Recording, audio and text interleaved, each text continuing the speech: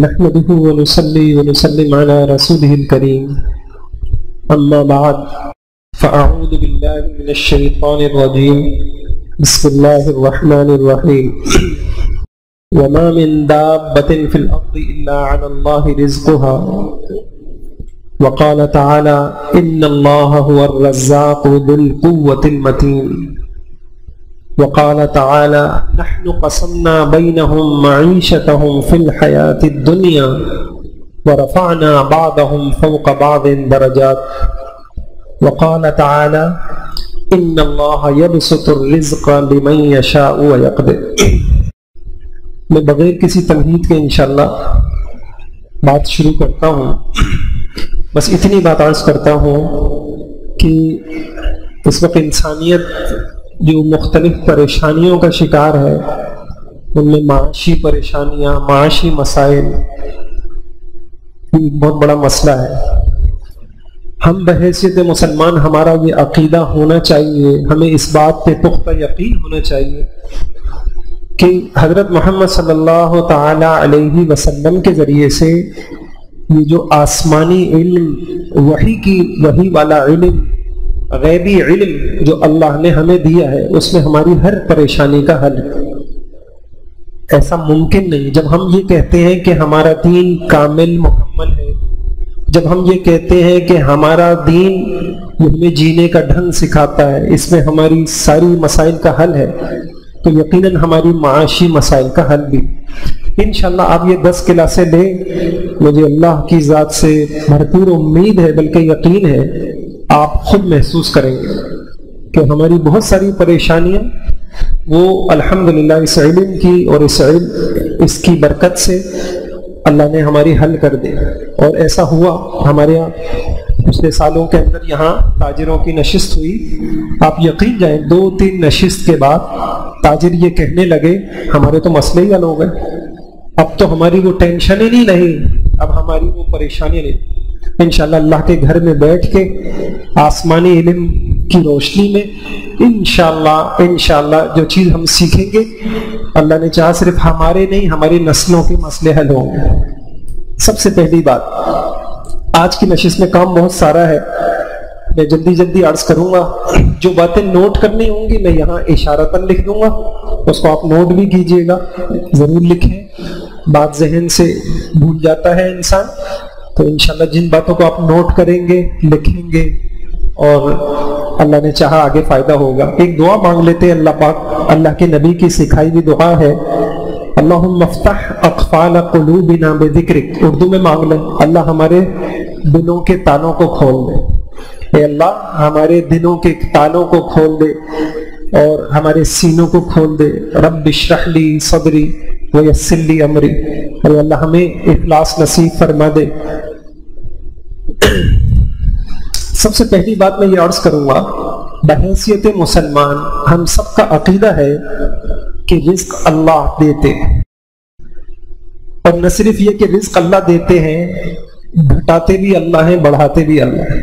یہ ہمارا ایک عقیدہ ہے. بہت سارے مسئلے ہمارے اس سے حل ہونے چاہیے.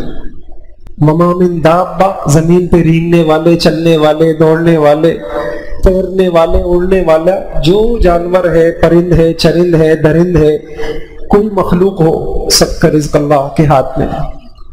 ایک بات اور رزق کی اس تقسیم میں اونچ نیچ وہ بھی اللہ کے ہاتھ میں ہے.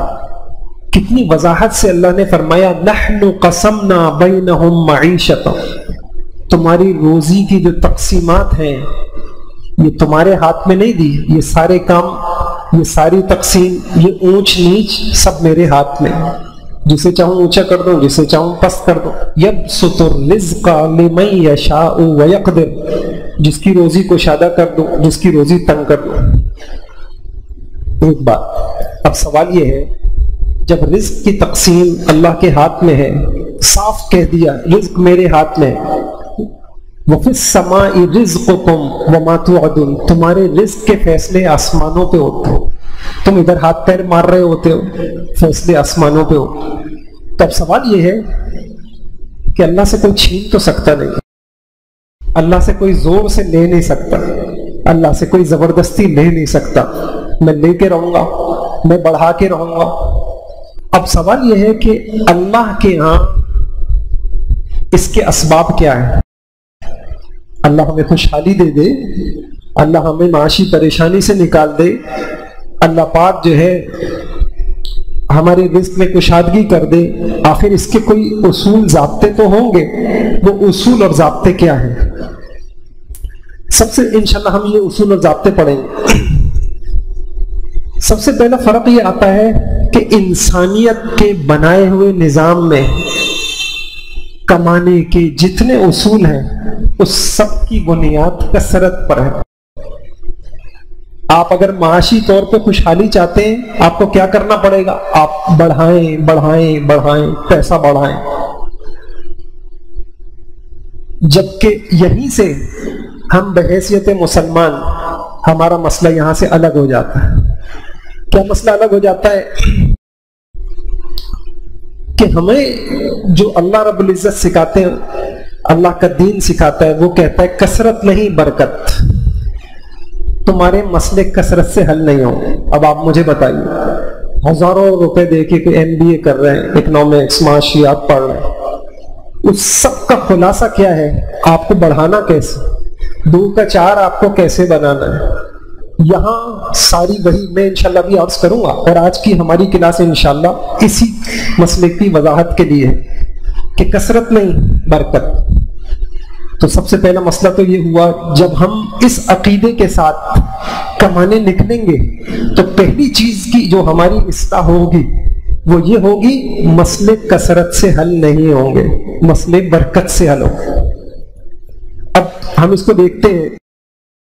پہلی بات، کثرت اور برکت میں اہمیت کس کو حاصل ہے، ہمیں کرنا کیا چاہیے، انسانی فلسفہ کیا کہتا ہے، آسمانی فلسفہ کیا کہتا ہے۔ انسانوں کی عقلیں، چھوٹی چھوٹی عقلیں، وہ کیا کہتی ہیں، وہ کیا سمجھاتی ہیں، اور ہمارا رب ہمیں کیا بتاتا ہے۔ تو دیکھیے، کثرت اور برکت میں اہمیت کس کو حاصل ہے؟ 3-4 باتیں آپ سے عرض کرتا ہوں۔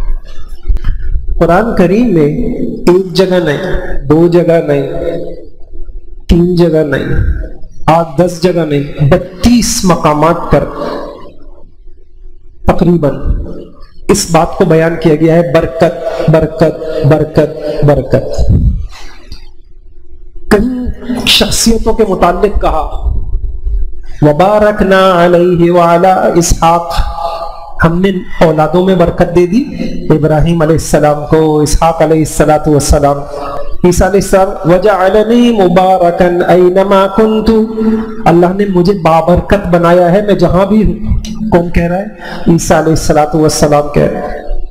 کہیں اللہ پاک نے مختلف جگہوں کے بارے میں اللہ پاک نے فرمایا، سبحان الذي اسرى بعبده ليلا من المسجد الحرام الى المسجد الاقصى الذي باركنا حوله۔ نوح علیہ السلام کو قیل یا نوح اهبط بسلام منا وبرکات علیک، برکت برکت برکت، رب انزلنی منزلا مبارکا وانت خیر المنزلین۔ جگہوں میں برکت، کچھ جگہ بابرکت، کچھ جگہ بے برکت۔ کہیں زمانے کو کہا، انا انزلناہ فی لیلۃ مبارکہ، راتیں بھی برکت والی بھی ہوتی ہیں، بے برکت بھی ہوتی ہیں، جگہ بابرکت بھی ہوتی ہے، بے برکت ہوتی ہیں، زمانے بابرکت ہوتے ہیں۔ وَأَوْرَثْنَا الْقَوْمَ الَّذِينَ كَانُوا يُسْتَضْعَفُونَ مَشَارِقَ الْأَرْضِ وَمَغَارِبَهَا الَّتِي بَارَكْنَا فِيهَا۔ من زیتون کے درخت کے، من شجرۃ زیتونۃ مبارکۃ، کچھ تو ہے آسمانی کتاب میں، کچھ جگہوں کو، کچھ شخصیتوں کو، کچھ مقامات کو، کچھ زمانوں کو باقاعدہ اللہ ہائی لائٹ کر رہے ہیں، فوکس کر رہے ہیں، برکت، اس میں برکت ہے، اس میں برکت ہے، اس میں برکت ہے۔ ایک بات اسی سے ایک مسلمان کو خود سمجھ میں آنا چاہیے کہ برکت کی اہمیت ہمارے اسلام میں کیا ہے۔ دوسری بات، بہت ساری دعائیں آپ دیکھیں گی اللہ کے نبی نے باقاعدہ دعائیں سکھائیں برکت کی۔ یہ جو شادی ہوتی ہے حدیث میں اس کی دعا سکھائی، دلہا دلہن کو مبارکباد دو، کیا کہو؟ بارک اللہ لک و بارک علیک، اللہ آپ لوگوں کو برکت دے، اللہ آپ کو برکت دے۔ اسی طریقے سے آپ دیکھیں بچوں کو دعا یاد ہوتی ہے کہ دعائیں پڑھتے ہیں، دودھ پیتے ہیں، اللہم بارک لنا فیہ وزدنا من، کیا چیز ہے یہ؟ برکت، برکت، کثرت نہیں برکت۔ پھر آپ حیران ہوں گے احادیث میں اگر ہم دیکھیں بہت سارے اعمال ہمیں ایسے بتائے گئے ہیں، یہ کرو اس میں برکت ہے، یہ نہیں کرو اس میں بے برکتی، بھئی یہ کرو اس میں برکت ملے گی تم کو، یہ نہیں کرو اس میں برکت نہیں۔ مثال کے طور پہ چند حدیثیں، فرمایا تسحروا فإن فی السحور برکہ، سحری کے کھانا کھایا کرو اس میں برکت ہوتی ہے۔ اب ہمیں رغبت دلائی جا رہی ہے سحری کے کھانے کی، کیا کہہ کے کہ اس میں برکت ہے۔ ایک حدیث میں فرمایا جب کھانا کھاؤ تو انگلیاں چاٹ لو، پلیٹ کو صاف کر لو۔ بھائی کیوں؟ حضور نے فرمایا فَإِنَّهُ لَا يَدْرِي فِي أَيَّتِهِنَّ الْبَرْكَةُ، اس لیے کہ تمہیں نہیں پتا کھانا جب تم نے پلیٹ میں ڈالا ہے اس کے کس حصے کو اللہ نے بابرکت بنایا ہے جس سے تمہارے جسم کو فائدہ پہنچنا۔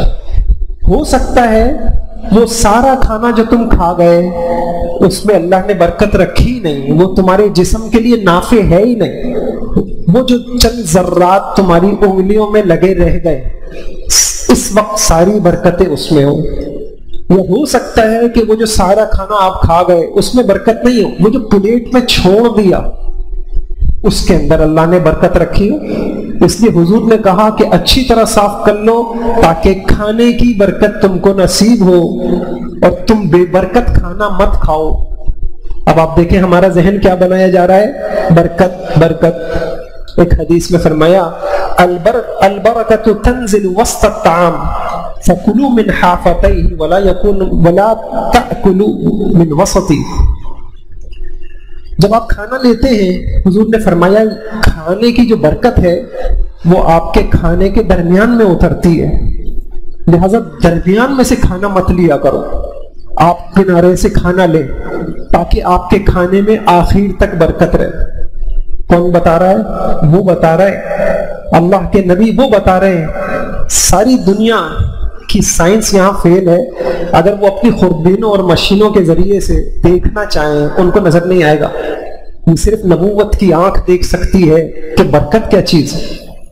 ایک حدیث میں فرمایا کلوا جمیعا ولا تفرقوا فإن البرکۃ مع الجماعۃ، جب کھانا کھایا کرو اکیلے اکیلے بیٹھ کے مت کھایا کرو، اس سے بے برکتی ہوتی ہے، اکٹھے بیٹھ کے کھایا کرو۔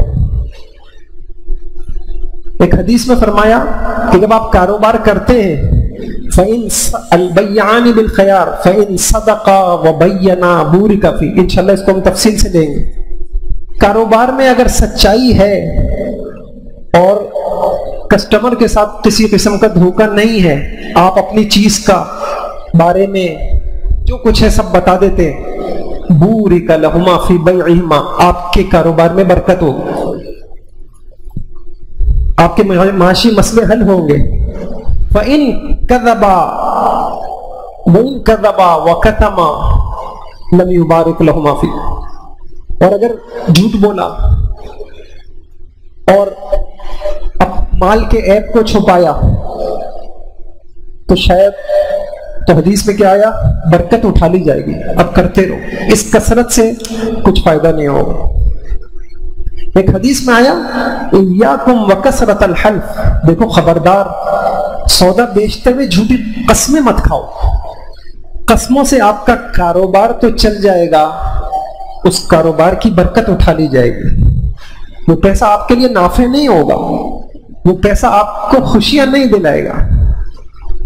ایک حدیث میں، بس بات آگے چلاتا ہوں، ایک حدیث میں ایک صحابی حکیم ابن حزام حضور پاک صلی اللہ علیہ وسلم کے پاس آئے، کچھ سوال کیا مال کا، حضور نے دے دیا، کہنے لگے میں پھر آیا پھر مانگا، تو حضور نے یوں کہا یا حکیم ان هذا المال خضر حلو، دیکھو یہ مال بڑا سرسبز ہے، بڑا اچھا لگتا ہے، بڑا میٹھا لگتا ہے، انسان کو بڑا پیارا لگتا ہے، لیکن یاد رکھنا فمن اخذہ بسخاوۃ نفس بورک لہ فی، جس نے لالچ کے بغیر یہ مال لیا اس کے مال میں برکت ڈالی جاتی ہے۔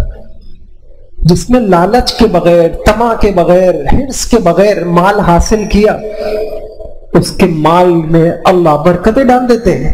اور فرمایا ومن اخذہ باشراف نفس لم یبارک لہ فی، اور اگر کسی نے یہ مال لالچی بن کے، ہم انشاءاللہ اس کو لیں گے اگلی نشستوں میں، لالچی بن کے، حریص بن کے یہ مال حاصل کیا، اس کے مال سے برکت نکل جاتی ہے۔ پھر ہوتا کیا ہے؟ فرمایا وَكَانَ كَالَّذِي يَأْكُلُ وَلَا يَشْبَعُ، یہ ایسا ہو جاتا ہے جو کھاتا رہے پیٹ نہ بھرے، کھاتا رہے پیٹ نہ بھرے، کھاتا رہے پیٹ نہ بھرے۔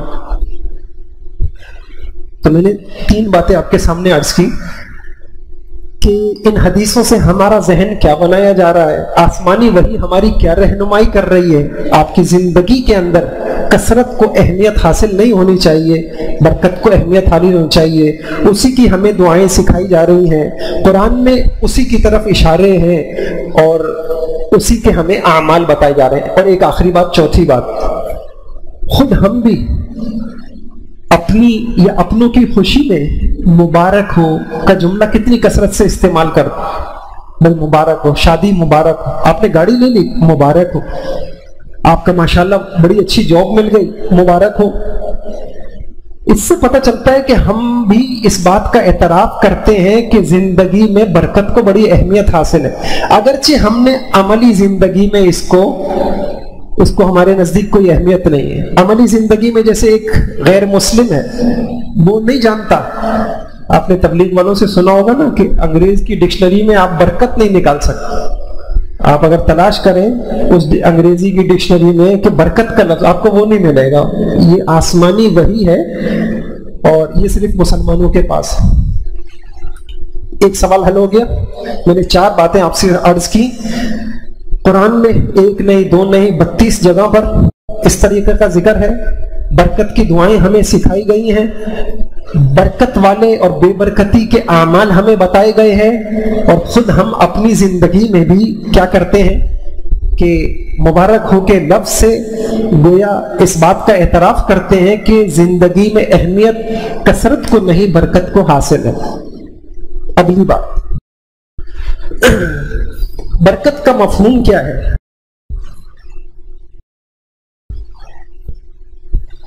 برکت کا مفہوم کیا ہے؟ برکت کسے کہتے ہیں؟ برکت ہوتی کیا چیز؟ برکت کی حقیقت کیا ہے؟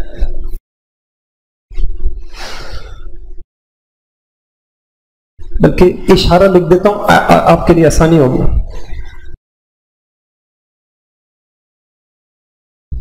دو باتیں بس ذہن میں رکھیں، انشاءاللہ برکت کی حقیقت واضح ہو جائے، حقیقی راحت ملے، حقیقی راحت ملے اور راحت کا انجام بخیر ہو، یہ حقیقت۔ اس کو میں مثالوں سے واضح کرتا ہوں۔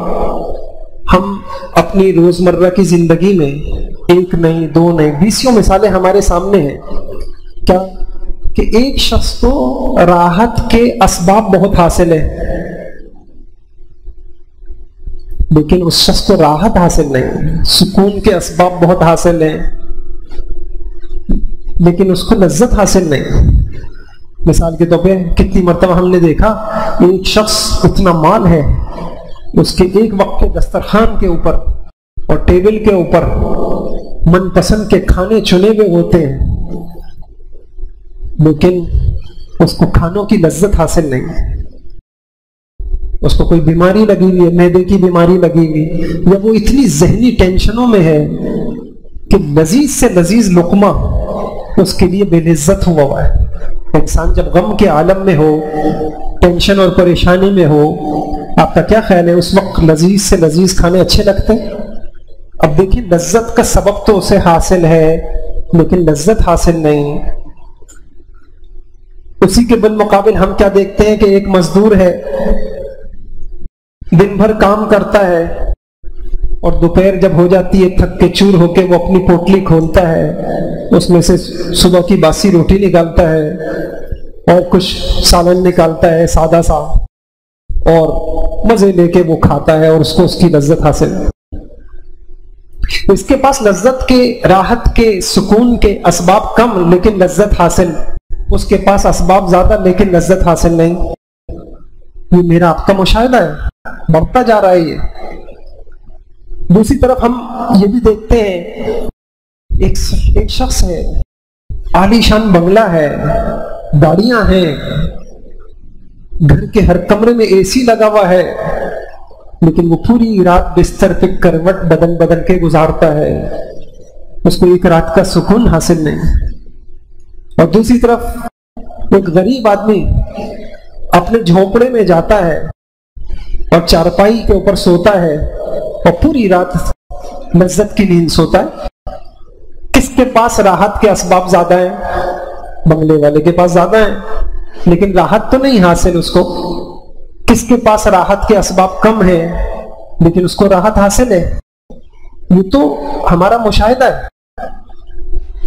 تو اس بات سے ایک بات ہمیں پتہ چل گئی، راحت کے اسباب کا حاصل ہو جانا الگ چیز ہے اور ان اسباب سے حقیقی راحت کا حاصل ہو جانا وہ الگ چیز ہے۔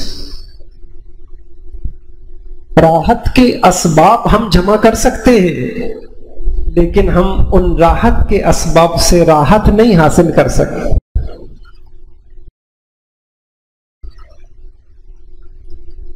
ہمیں یہیں سے پتہ چل گیا اللہ پاک نے یہ راحت کے جو اسباب ہیں اس دوڑ میں اللہ نے کہہ دیا جاؤ حاصل کر لو، لیکن حقیقی راحت اللہ نے اپنے پاس رکھی۔ بہت بڑا مسئلہ حل ہو جائے گا اگر اللہ نے ہمیں یہ سمجھا دیا۔ ہم ہاتھ پیر مار کے گاڑیاں لے سکتے ہیں، بنگلے لے سکتے ہیں، یہ سب چیزیں کیا ہیں؟ راحت کے اسباب، وسائل، ذرائع، لیکن ہم ان اسباب سے راحت نہیں خرید سکتے۔ دنیا کی کوئی مشین ایسی نہیں، آج تک کوئی ایجاد ایسی نہیں، کوئی فیکٹری ایسی نہیں جہاں راحت خریدی جاتی ہو۔ نرم گدے مل جائیں گے، نرم بسترے مل جائیں گے، عمدہ کھانے مل جائیں گے، راحت مل جائے یہ اللہ نے اپنے پاس رکھی۔ وہ چاہے تو جھوپڑی میں راحت اتار کے جھوپڑی والے کی زندگی کو اللہ پاک گل گلزار بنا دے، اور وہ چاہے عالی شان بنگلوں کے بستروں کو انگارہ بنا دے۔ یہ چیز صرف احکم الحاکمین کے پاس ہے۔ کاش کہ یہ فلسفہ آج کو سمجھ میں آ جائے، اسی نشست میں مسئلے حل ہو جائے کہ بھائی جس چیز کو حاصل کرنے کے لیے ہم نے جو راستہ اختیار کیا ہے اس راستے میں وہ چیز ملتی نہیں ہے۔ ہم دوڑ رہے ہیں اسباب راحت کی طرف، راحت حاصل کرنے کے لیے۔ اللہ نے نہیں رکھی اسباب راحت میں راحت، وہ اللہ کے پاس، اور وہ واضح سی بات ہے۔ میں آپ انشاءاللہ یہ نشست ختم کر کے میں عرض کروں گا وہ۔ دوسری بات، راحت کا انجام بخیر ہو، یہ برکت کا مفہوم میں یہ دو جملے جس خوش نصیب کو سمجھ میں آ گئے اس کے معاشی مسئلے انشاءاللہ ابھی سے حل ہونا شروع۔ دوسری بات یہ ہے برکت کے اندر یہ مفہوم بھی داخل ہے کہ اللہ پاک نے آپ کو جو راحت کا سبب دیا ہے اس کا اینڈ، اس کا انجام بھی اچھا ہو۔ اگر انجام اچھا نہیں ہے یہ بھی بے برکتی ہے۔ اس کی مثال ہم دیکھتے ہیں، آپ مجھے بتائیے، کوئی ڈاکو ہے، ڈاکہ مار کے بڑا مال حاصل کر لیا، 4 دن عیاشی کی اور اس کے بعد سولی پہ لٹک گیا، کیا کہا جائے گا؟ کامیاب ہوا؟ کوئی بھی نہیں کہے گا۔ یہ میں نے اس لیے عرض کیا۔ اسی طریقے سے برکت کس کو کہتے ہیں کہ آپ کو جو اسباب اللہ پاک دے آپ کا انجام بھی اچھا ہو۔ انجام کے طور مجھے یہ بتائیے، حلال حرام کی تمیز کھو کے جھوٹ سے سود سے دھوکہ دے کے بہت مال جمع کر لیا، چلے بالفرض مان لیا دنیا اچھی گزر گئی، اول تو ایسا ممکن نہیں ہے۔ اس وقت آپ جتنوں کو پریشان دیکھیں گے، جس کے پاس جتنا زیادہ ہے وہ زیادہ پریشان ہے۔ موت کے وقت فیصلہ کچھ اور ہو گیا تو اس کو برکت نہیں کہیں گے۔ جیسے دنیا کے اندر اس ڈاکو کو کوئی یہ نہیں کہے گا کہ یہ بڑا کامیاب زندگی اس نے گزاری جو 4 دن کے بعد لٹک جائے۔ تو بس یہ مفہوم حل ہو گیا کہ برکت کس کو کہتے ہیں۔ نمبر 1، آپ کو جو اسباب راحت کے اللہ پاک نے عطا کیے ہیں اور سکون کے جو اسباب اللہ نے عطا کیے ہیں، اللہ رب العزت ان اسباب سے آپ کو حقیقی راحت بھی دے دے اور آپ 4 دن کسی اللہ والے کے پاس بیٹھ جائیں، آپ کو محسوس ہونے لگے گا کہ کیا راحتیں ان کو اللہ پاک نے دے رکھی۔ 2 سوال انشاءاللہ حل ہو گئے ہوں گے۔ برکت کا مفہوم بھی سمجھ میں آ گیا، برکت کی ہمارے دین میں کیا اہمیت ہے، آسمانی وحی کے اندر کثرت کی نہیں برکت کی کیا اہمیت ہے وہ بھی سمجھ میں آ گئی۔ تیسری بات، اول تو اسی سے انشاءاللہ واضح ہو گیا ہوگا، لیکن مزید اس کو لے لیتے ہیں، برکت اور کثرت میں فرق کیا ہے۔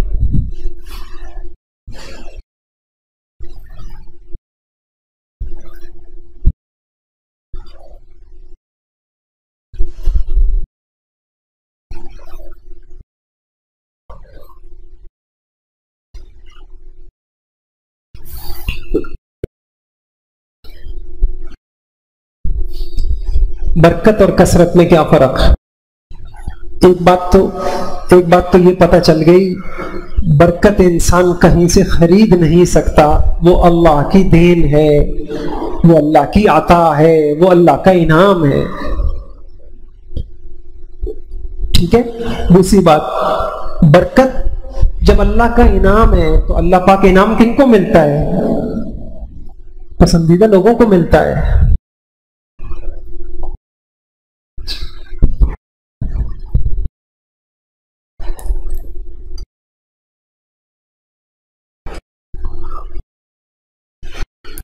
برکت اللہ کا انعام ہے، اللہ فرما برداروں کو دیتے ہیں۔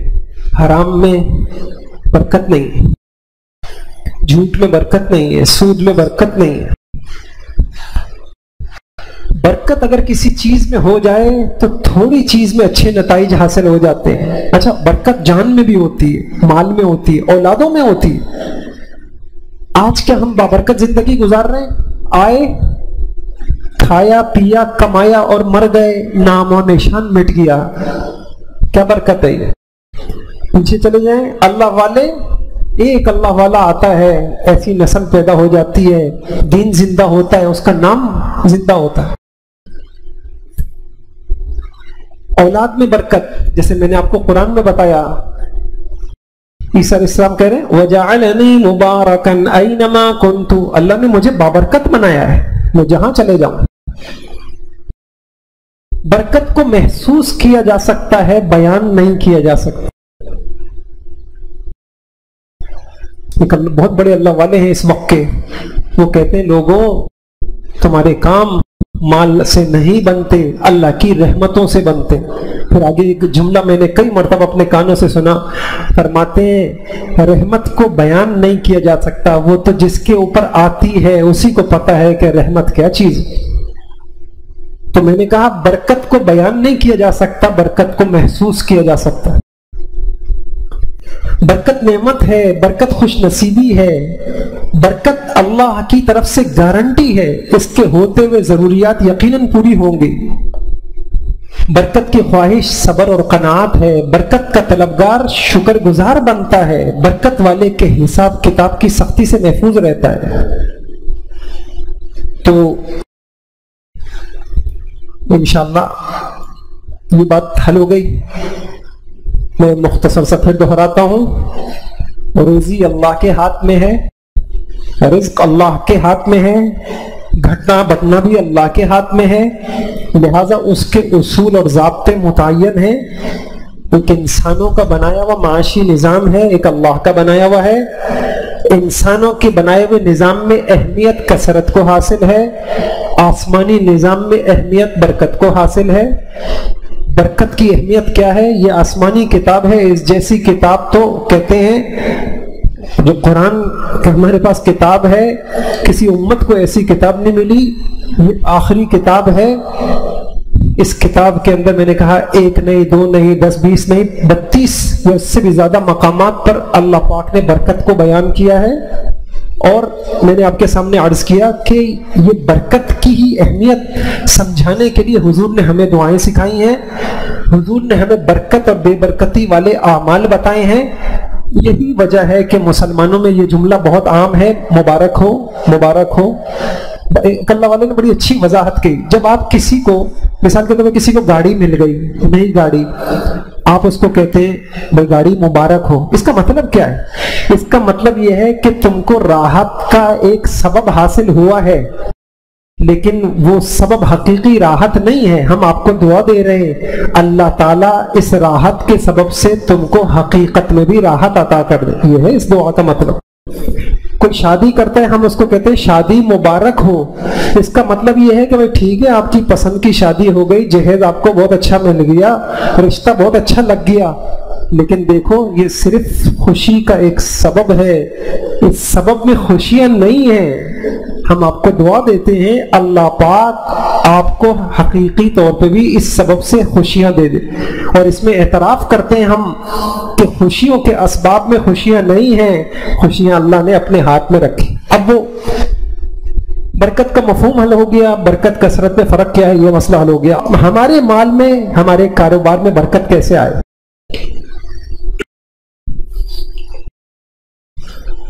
ہمارے مال میں، مال ہو، جان ہو، اولاد ہو، گھر ہو، کاروبار ہو، کاروبار میں برکت کیسے آئے؟ ہمیں پتہ چل گیا برکت کی اہمیت کیا ہے، آسمانی وحی کیا کہتی ہے، اور اللہ رب العزت کیا کہتے ہیں۔ میرے خیال میں اس کا جواب آپ خود دیں گے۔ کیسے آئے برکت؟ جی کمانے میں اللہ نے جو اصول بتائے ہیں، ضابطے بتائے ہیں، شریعت کے جو اصول ہیں، جتنا جو شخص ان اصولوں کی پابندی کرے گا اس کے مال میں برکت آئے گی، اور جتنا ان اصولوں سے روگردانی ہوگی، اعراض ہوگا، پیٹھ دکھائیں گے، مال میں بے برکتی آئے گی۔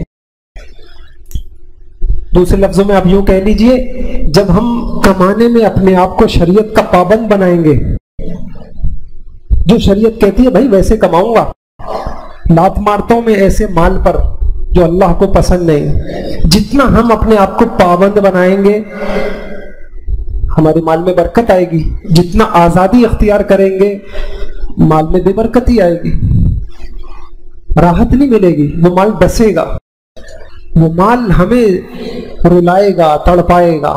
اور یہ میں انشاءاللہ کسی موقع پہ عرض کروں گا، یہ آپ کو ایک پرچہ بھی دیا ہے، اس کے بہت پیچھے قرآن حدیث ہے، مال کی حقیقت کیا ہے۔ مال ہمارے ہاں جو فلسفہ ہے، ہم کہتے ہیں مال کوئی بہت میٹھی چیز ہے، بس مال ہے تو ہم کامیاب، ایسا نہیں ہے۔ مال اچھی چیز بھی ہے، مال بری چیز بھی ہے، مال فضل بھی ہے، اللہ کی رحمت بھی ہے، اور مال عذاب بھی ہے۔ یہ میں آپ کو آیتیں بتا رہا ہوں، انما یرید اللہ لیعذبہم بہا فی الحیات الدنیا، میں اسی مال کو تمہارے لیے عذاب بنا دوں گا۔ اللہ دھمکی دے رہے۔ تو کیا ہوا کہ ہم پابند یہ کاروبار میں، کمانے میں جو شریعت کے ضابطے ہیں، اصول ہیں، جتنا ہم ان کے پابند بنتے چلے جائیں گے ہمارے مال میں برکتیں آئیں گی، جتنا آزاد ہوں گے بے برکتی آئے گی، جتنا ہم حلال کی طرف جائیں گے، جتنا زیادہ حلال ہوگا اتنی زیادہ برکتیں ہوں گی، راحتیں ہوں گی۔ وہ لقمہ جب ہم اپنی اولادوں کو کھلائیں گے، اولاد آنکھوں کی ٹھنڈک بنے گی۔ وہ لقمہ جب ہمارے پیٹ میں جائے گا، اللہ پاک ہماری دنیا بدل دیں گے۔ انشاءاللہ ہم کسی نشست میں پڑھیں گے حلال کی برکتیں کیا ہیں۔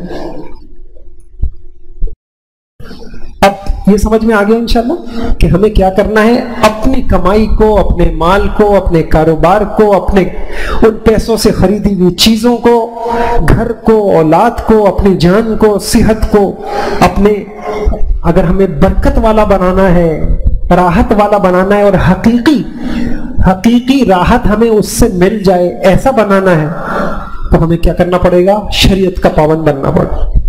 اب شریعت کی پابندیاں کتنی ہیں؟ صرف 2۔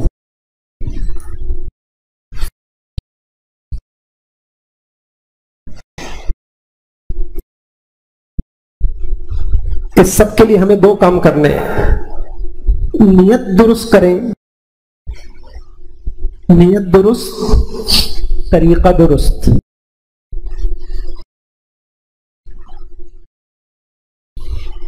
مغرب کا فلسفہ، اس کو اس سے کوئی بحث نہیں، آپ کس نیت سے کماتے ہیں۔ ہمارے یہاں اس کو بھی بہت اہمیت حاصل ہے، آپ مال کس نیت سے کماتے ہیں۔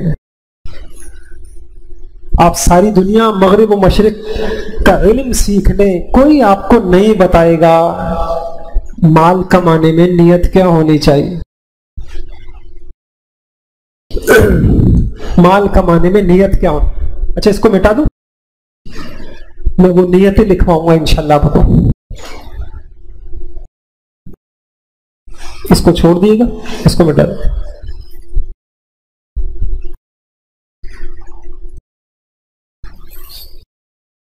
ایک حدیث میں آتا ہے، سارے قرآن حدیث کا انشاءاللہ آپ کو خلاصہ بتا رہا ہوں، 5 نیتیں۔ اور میں آپ کو عجیب بات عرض کروں، اگر آپ نے اس نیتوں سے کمانا شروع کر دیا، آپ کو آپ کی کمائی پہ انشاءاللہ وہ اجر اللہ پاک دیں گے، آپ کا کمانا عبادت بن جائے گا۔ اور جس نے اس نیت سے آج تک نہیں کمایا، تو اگر اس نے ہمیشہ حلال کمایا، ہر ایک کا حق ادا کیا، تو پھر بھی اس کو اس کمائی پہ ثواب نہیں ملے گا۔ انما الاعمال بالنیات، ثواب صرف نیت سے ملتا ہے، بغیر نیت کے نہیں ملتا۔ آپ سو رہے، اگر آپ نیت کر کے سوئیں، مجھے یاد آئی حدیث، بخاری شریف کی حدیث ہے، حضرت معاذ رضی اللہ تعالیٰ عنہ، حضرت ابو موسیٰ اشعری رضی اللہ عنہ، حضور نے ان کو تبلیغ کے لیے یمن بھیجا تھا۔ پھر کسی وقت میں یہ دونوں ملا کرتے تھے، تو جب ملے تو حضرت ابو موسیٰ رضی اللہ تعالیٰ عنہ نے حضرت معاذ نے سوال کیا، اور بھائی آج کل تلاوت کتنی کرتے ہیں آپ؟ تو ابو موسیٰ اشعری رضی اللہ نے فرمایا، اتفوق تفوقا، اٹھتے بیٹھتے چلتے پھرتے وقفے وقفے سے کرتا رہتا ہوں تلاوت پوری دن۔ پھر انہوں نے حضرت معاذ رضی اللہ عنہ سے پوچھا، جو اس امت کے حلال حرام کو سب سے زیادہ جاننے والے تھے، آپ کیسے تلاوت کرتے ہیں؟ تو عجیب جملہ فرمایا احتسب فی نومتی کما احتسب فی قومتی، کچھ وقت سوتا ہوں رات کو، کچھ وقت تلاوت کرتا ہوں، اور مجھے تو اپنے سونے میں بھی اتنے ہی اجر کی امید ہے جتنا مجھے اپنی عبادت میں۔ محدثین نے لکھا، کیا مطلب؟ کہ وہ بغیر نیت کے نہیں سوتے تھے، سوتے بھی تھے تو یہ نیت کرتے تھے کہ اپنے جسم کا حق ادا کروں گا، آگے اللہ پاک مجھے بشاشت دیں گے، پھر دین کا کام کروں گا۔ تو ہمیں ہماری سوچوں میں فرق آ جائے گا اگر صرف ہماری نیتیں بدلیں۔ تو 5 نیتیں انشاءاللہ عرض کرتا ہوں۔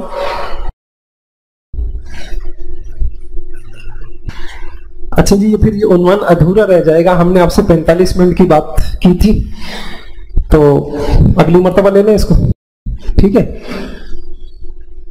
بتا دیں جی، سب 5 نیتیں بتا دیں، ٹھیک۔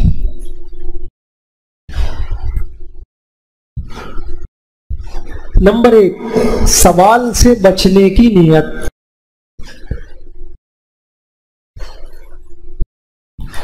نمبر 2، کفالت کا فریضہ ادا کرنے کی نیت۔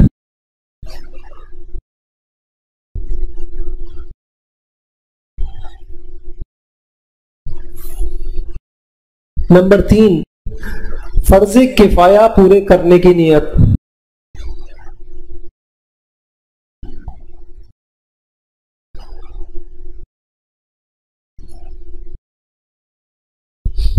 نمبر 4،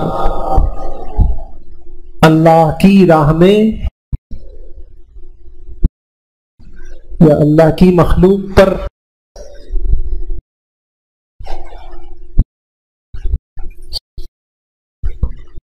خرچ کرنے کی نیت۔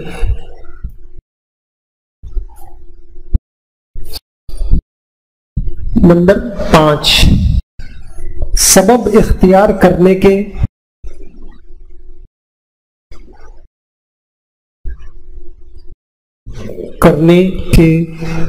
حکم پر عمل کرنے کی نیت۔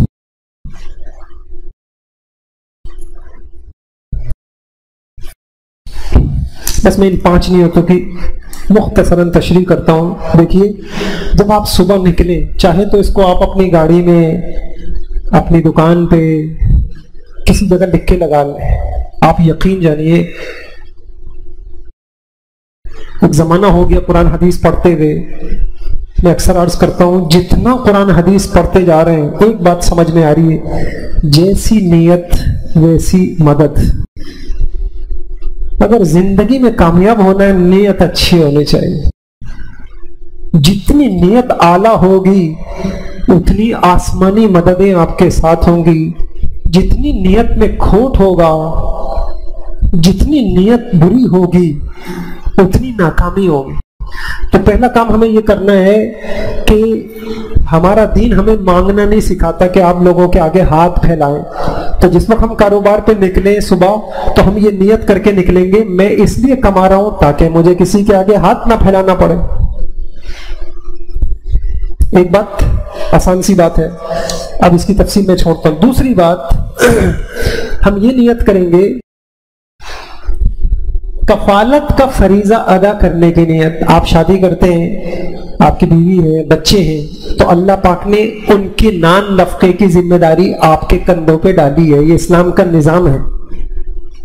جب آپ صبح نکلیں گے، میں صبح نکلوں، تو ہم یہ نیت کریں گے کہ اللہ پاک نے جو بیوی بچوں کی کفالت کا فریضہ اور ذمہ داری میرے کندھوں پہ ڈالی ہے، میں اللہ کے اس حکم کو پورا کرنے، اس ذمہ داری کو پورا کرنے کے لیے جا رہا ہوں۔ 2 نیتیں۔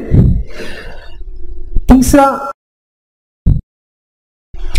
آپ جب کماتے ہیں تو آپ کوئی خاص پیشہ اختیار کریں گے۔ ہو سکتا ہے آپ کی کپڑے کا کاروبار ہو سکتا ہے آپ کا جو ہے لکڑی کا کاروبار ہو۔ تو آپ ذرا غور سے سنیے گا کہ اللہ کی مخلوق کو ہر چیز کی ضرورت ہے نا۔ ایسا تو نہیں ہے کہ صرف کھانے کی ضرورت ہے اور پہننے کی ضرورت نہیں ہے۔ تو ہمیں کھانے کی بھی ضرورت ہے، پہننے کی ضرورت ہے۔ تو یہ پیشے مختلف لوگ اختیار کرتے ہیں۔ اگر ساری دنیا کے سارے انسان کوئی ایک پیشہ اختیار کرتے تو باقی مخلوق کا کیا بنتا؟ سب کھانے کا اہتمام تو کرتے، لیکن کوئی جو ہے کپڑے کا کاروبار نہیں کرتا، تو انسانیت کا کیا بنتا؟ تو اس سے پتہ چلا کہ جو پیشہ آپ نے اختیار کیا ہے وہ فرض کفایہ ہے۔ اگر سارے اس پیشے کو چھوڑ دیں گے تو سب گنہگار ہوں۔ تو میں نے اپنی یہ جو پیشہ اختیار کیا ہے، میں اس لیے اختیار کیا ہے تاکہ فرض کفایہ ادا ہو جائے۔ یہ بات واضح ہو گئی؟ مشکل تو نہیں؟ سمجھ میں آ گئی یہ سب کو؟ نہیں؟ دیکھیے، انسان کی ضروریات مختلف ہیں۔ کھانا بھی ضرورت ہے، پہننا بھی ضرورت ہے، مکان بھی ضرورت ہے۔ اب آپ فرض کیجئے اگر ساری دنیا کے انسان کوئی ایک پیشہ اختیار کرتے، سب جو ہے مکان بناتے، کپڑے نہیں بناتے، تو لوگوں کی ضرورت تو پوری نہیں ہوتی۔ تو آپ جس پیشے کو اختیار کیا ہے وہ لوگوں کی ایک ضرورت کو آپ پورا کر رہے ہیں، تو گویا آپ فرض کفایہ ادا کر رہے ہیں۔ جیسے جنازہ ہے نا، ہم جنازے کی نماز پڑھتے ہیں تو اس کو کہتے ہیں یہ فرض کفایہ ہے۔ کیا مطلب فرض کفایہ ہے؟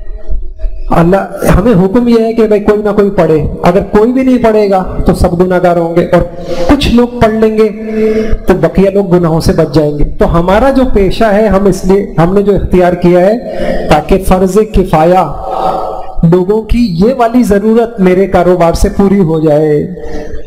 3 نیتیں سمجھ میں آ گئی؟ فرض کفایہ پورا کرنا۔ اور تیسری نیت، اللہ کی مخلوق پر اور اللہ کے دین پر خرچ کرنے کی نیت. میں انشاءاللہ کماؤں گا, میں اپنی اس کمائی, اس آمدنی سے انشاءاللہ اللہ کے دین پہ خرچ کروں. میرے اس پیسے سے لوگ حافظ بنے, میرے اس پیسے سے لوگ عالم بنے, میرے اس پیسے سے مسجدیں بنے, میرے اس پیسے سے مدرسے بنے, میرے اس پیسے سے اللہ کے دین کی اشاعت ہو, حفاظت ہو, اللہ کا کلمہ بلند ہو. آپ دیکھیں, ہم اس نیت پہ کھڑے ہو جائیں, پھر دیکھیں اللہ کیسے نوازتے. اللہ کی قسم یہ نیتیں ڈائریکٹ آسمان تک پہنچتی ہیں, اتنی طاقت ہے ان نیتوں میں.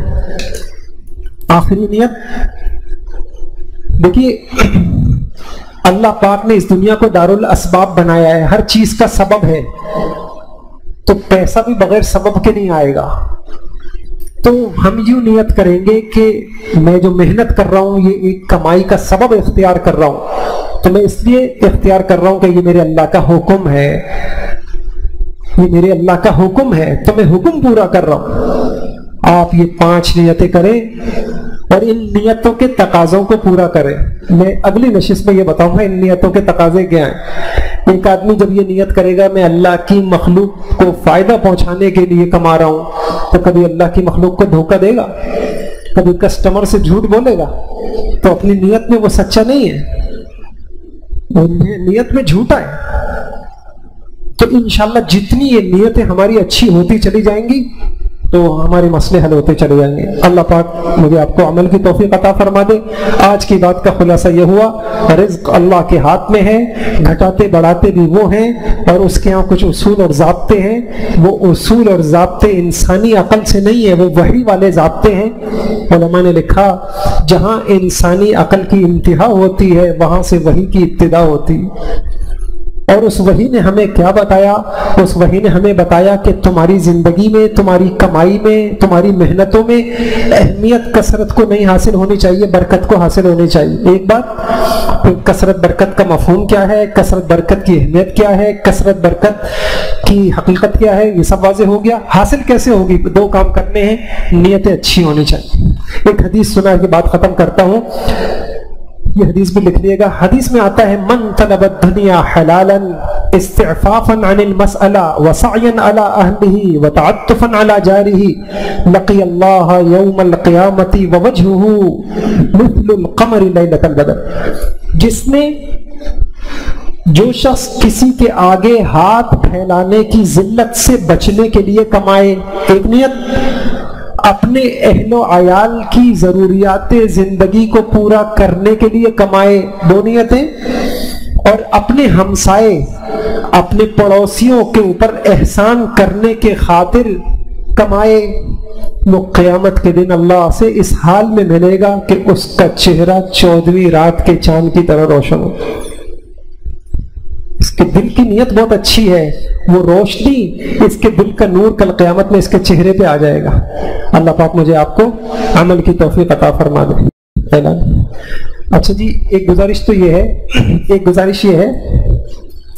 دیکھیے انشاءاللہ فقہی مسائل بھی آئیں گے, آپ کے کاروبار کے مسئلے بھی حل ہوں گے, اور اللہ نے چاہا آپ ہم کو تحریری طور پہ اگر اپنے کاروبار سے متعلق مسائل لکھ کے دیں گے, ہم اس کا فتویٰ بھی آپ کو دیں گے, دارالفتہ سے فتویٰ بھی دیں گے. اور جو انشاءاللہ یہ چاہے گا کہ میرے کاروبار کو آپ لوگ یہ دیکھ لیں کہ اس میں کوئی کام شریعت کے خلاف تو نہیں ہے, جو یہ چاہے گا اللہ نے چاہا اس کی رہنمائی بھی کریں گے.